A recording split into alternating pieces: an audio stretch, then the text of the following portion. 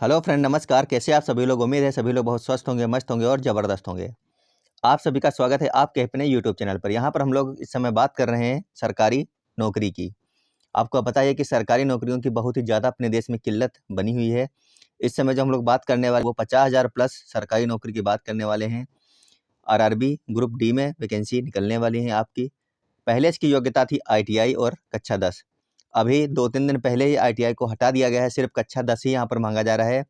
तो जितने भी लोग कक्षा 10 पास हैं वो सभी लोग महिला और पुरुष और पूरे भारतवर्ष से इसमें अप्लाई कर सकते हैं। तो काफ़ी अच्छी जॉब है। अब इसमें हम लोग बात करने वाले हैं इसका सिलेबस क्या रहने वाला है और किस सिलेबस में कितने चैप्टर आते हैं और कौन-कौन से चैप्टर आपको आते हैं या फिर नहीं आते हैं, वो सभी चीज़ें आप लोग देख सकते हैं।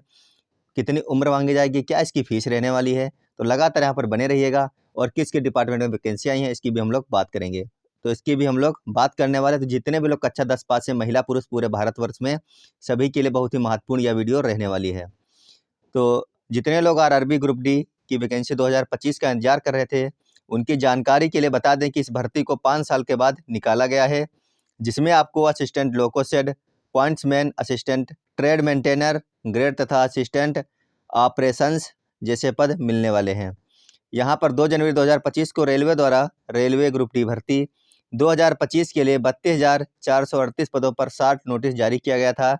अभी हाल फिलहाल में बड़ी खबर सामने आ रही है। अब पदों की संख्या 32,438 से बढ़कर के 58,242 हो गई है।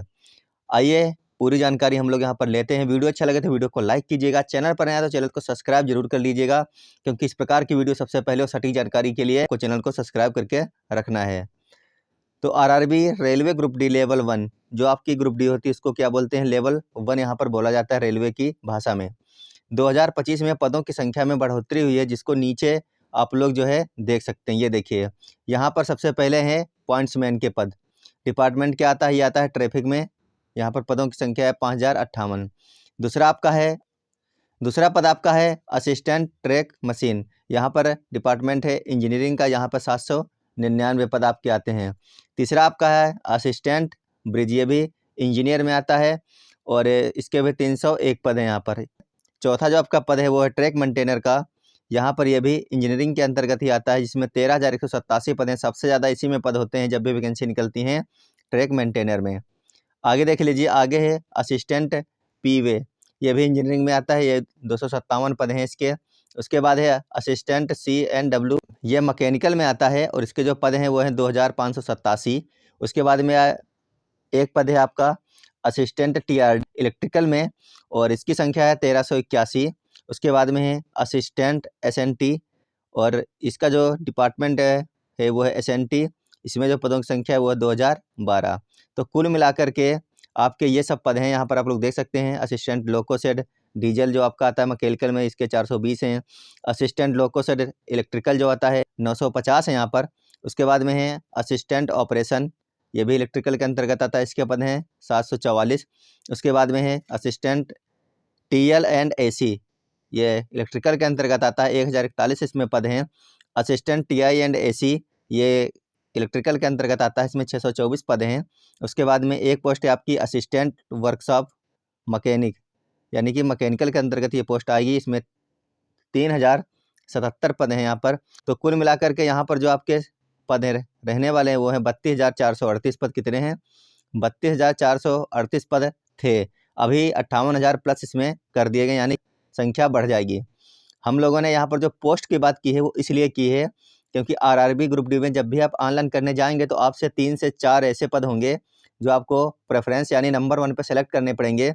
तो आप देख लीजिए कि आपको इनमें से कौन से पद अच्छे लगेंगे, आप उनको अपने पहले, दूसरे, तीसरे से क्रमवाइज अपना सजा सकते हैं। क्योंकि अगर आपकी मेरिट अच्छी आएगी तो आपको वही दिया जाएगा जो आपने पहले नंबर पर सेलेक्ट कर रखा है।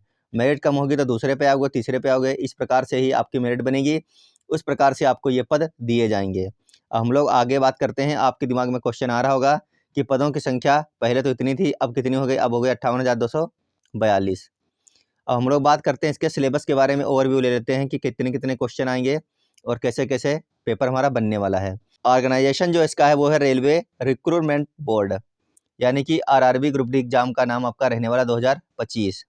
कैटेगरी जो है वो है सिलेबस की यहाँ पर, और जो सब्जेक्ट हैं इसमें आएंगे मैथमेटिक्स, GA, करंट अफेयर और जनरल साइंस और रीजनिंग।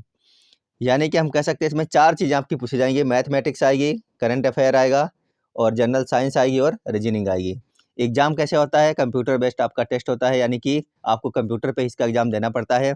टाइमिंग आपकी 90 मिनट की रहती है, 100 क्वेश्चन पूछे जाते हैं और इसमें जो होता है एक क्वेश्चन 1 नंबर का होता है, 1/3 माइनस मार्किंग होती है, यानी कि 3 गलत आंसर देने पर 1 नंबर आपका कट जाता है। कई सारे एग्जाम में 1/4 होती है, जहाँ पर 4 क्वेश्चन गलत होंगे तब आपका 1 नंबर कटेगा, लेकिन रेलवे में 3 क्वेश्चन गलत होने पर 1 नंबर आपका कट जाएगा।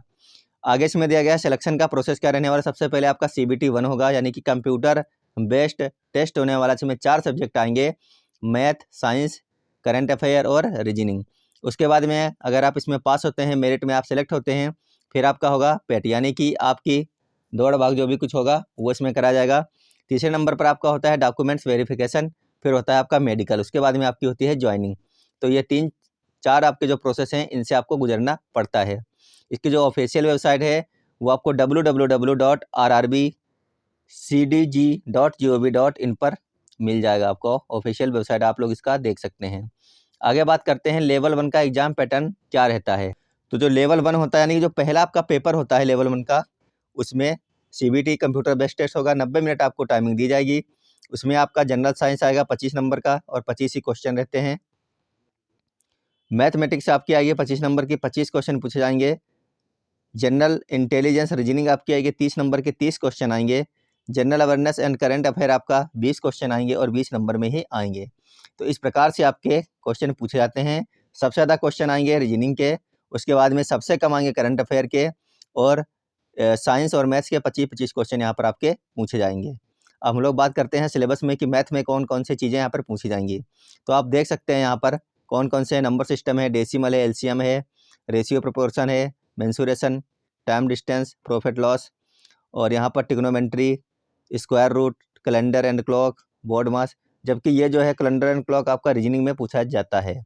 उसके बाद में है फ्रैक्शंस, है ना, SCF आएगा, परसेंटेज आएंगे, टाइम वर्क आएगा, CIS आएगा, अलजेब्रा आएगी, पर स्टैटिक्स पूछी जाएगी, एज कैलकुलेशन निकालना है, और आपको पाइप सिस्टम से संबंधित क्वेश्चन देखने को मिल सकते हैं।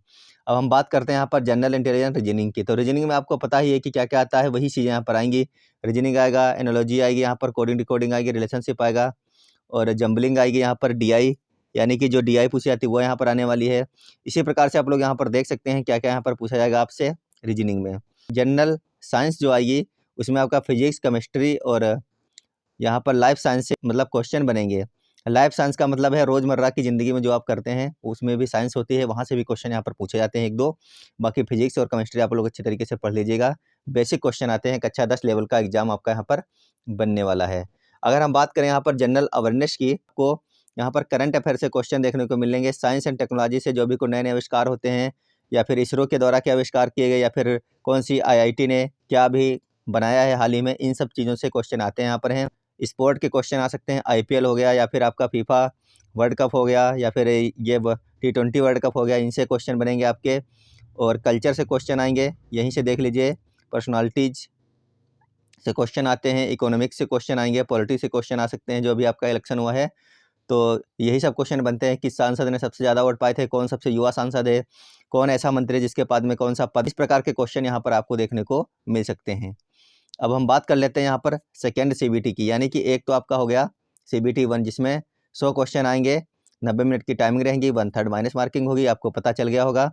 25 नंबर का आपका साइंस आएगा, 25 का मैथ आएगा, 30 नंबर की रीजनिंग आएगी और 20 नंबर का जनरल अवेयरनेस यहाँ पर आने वाला है। अगर आप उसमें पास होते हैं तब आपको यहाँ से गुजरना पड़ेगा। सबसे पहले बात करते हैं मेल लोगों की। तो यहाँ पर आपको जो है 35 किलो का वजन लेकर के 100 मीटर चलना है, और टाइमिंग आपके पास में 2 मिनट की रहेगी, और आपको सिर्फ एक चांस यहाँ पर दिया जाएगा। अगर आपने इस वजन को रख दिया कहीं पर तो आप यहाँ पर फेल हो जाएंगे और बाहर निकल जाएंगे। जब आप वजन लेकर के 100 मीटर चल लेंगे 35 किलो का 2 मिनट के अंदर, उसके बाद में आपको यहाँ पर करनी है रनिंग। रनिंग होगी आपकी 1 किलोमीटर की, आपको 4 मिनट और 15 सेकंड का टाइम मिलेगा, और सिर्फ एक चांस मिलेगा। अगर आपने इसको गवा दिया तो भी आप यहाँ पर बाहर हो जाएंगे। अब हम बात करते हैं महिला कैंडिडेट की। तो महिलाओं को 20 किलो वेट लेकर के 100 मीटर चलना है, 2 मिनट में एक चांस मिलेगा आपको। वजन रख दिया तो आप बाहर। उसके बाद में जैसे आप इसमें पास हो जाएंगे 20 किलो वेट लेकर के, तुरंत आपको दूसरा राउंड मिलेगा करने के लिए 1000 मीटर, यानी कि 1 किलोमीटर चलना है 5 मिनट 40 सेकंड में। एक ही चांस यहाँ पर आपको मिलेगा। अगर आप इसमें पास हो जाते हैं तो आपको सकुशल मेडिकल के लिए बुलाया जाएगा। मेडिकल के बाद में आप लोगों को ज्वाइनिंग कराई जाती हैं। तो यह था पूरा आपका सिलेबस यहाँ पर रेलवे ग्रुप डी का। तो जितने भी लोग कक्षा 10 पास हैं, लिखते हैं, करंट में बने हुए हैं, तो आपके लिए काफ़ी अच्छी वैकेंसी है। और आप लोगों ने देख लिया कि कितने कितने क्वेश्चन आएंगे, कितने नंबर में आएंगे, क्या क्या सिलेबस है, कौन कौन से सब्जेक्ट पूछे जाएंगे किस सिलेबस में। तो यहाँ पर फुल जानकारी थी। अगर फीस की हम बात कर लें यहाँ पर अब, तो फीस आपकी जो रहेगी वो 500 रुपये रहेगी। और CBT 1 होने के बाद में, जैसे आपका ये CBT 1 होता है, उसके बाद में आप लोगों से अकाउंट नंबर मांगा जाता है। अकाउंट नंबर आप लोग भर दीजिएगा, आपके 400 रुपये अकाउंट में वापस आ जाते हैं। रेलवे सिर्फ आपके 100 रुपये रखता है, बाकी 400 रुपये आपके वापस आ जाएंगे। और ये 400 रुपये उसी के वापस आएंगे जो इस एग्ज़ाम में बैठेगा, यानी CBT 1 में जो बैठेगा, जो प्रेजेंट होगा, उसके 400 रुपये वापस आते हैं। और जो लोग अब्सेंट होते हैं उनके कोई भी रुपये वापस नहीं आते हैं। तो उम्मीद है आप लोगों को वीडियो अच्छी लगी होगी। वीडियो अच्छी लगी है तो चैनल को सब्सक्राइब करके जाइएगा और वीडियो को लाइक कीजिएगा। काफ़ी अच्छी वैकेंसी है, फॉर्म ज़रूर अप्लाई कीजिएगा। मिलेंगे एक और इसी प्रकार की ज़बरदस्त वीडियो में। जब तक के लिए पढ़ते रहेगा, स्वस्थ रहेगा, मस्त रहेगा। धन्यवाद, बाय बाय।